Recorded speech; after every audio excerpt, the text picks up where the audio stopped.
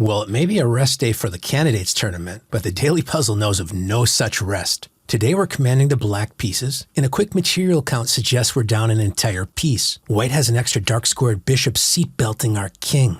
Now, although we're down a piece, we're on the move, and we have a powerful rook and queen on the board. So how can we use these pieces together? Well, we can think about where they meet, the e2 square. Now, if I play a move like rook e2, creating a powerful queen-rook battery across the second rank, and dreaming of mate.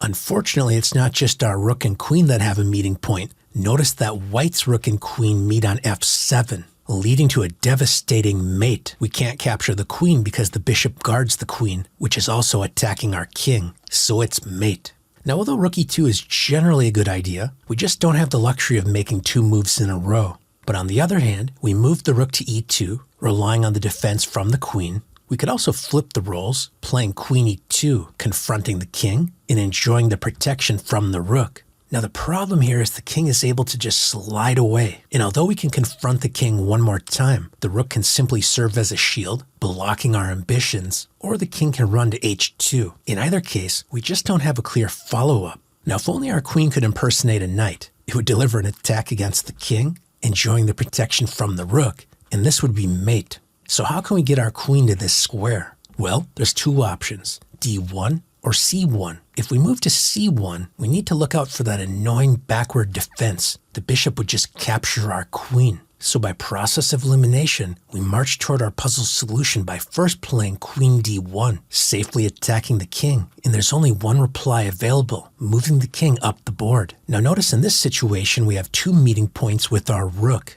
If we move to e2, then the king can escape. But the rook is also ready to support our queen on e1. X marks the spot, it's mate. Now why exactly is this checkmate? Well, the king can't take the queen thanks to our rook. The queen attacks the king and prevents any escape squares on the first rank. White's own pawn and rook get in the way. And since our queen and rook lock down the e-file, there's only one possible square we might consider, moving to g3. Is this a bug? No, this is why the title is X-ray marks the mate. In my experience, one of the hardest things to digest is the X-ray resource. When you're just starting out, we can see a piece attacking another piece, but it's far less obvious that the queen is X-raying the g3 square, which means the king is unable to move to g3 because then our queen would simply continue to attack the king. So since that isn't a legal move, and there's no other possibilities available, X-ray marks the mate. We win the game. Well, thanks for joining me for today's Daily Puzzle. This is National Master Dane Matson, and I'll see you next time.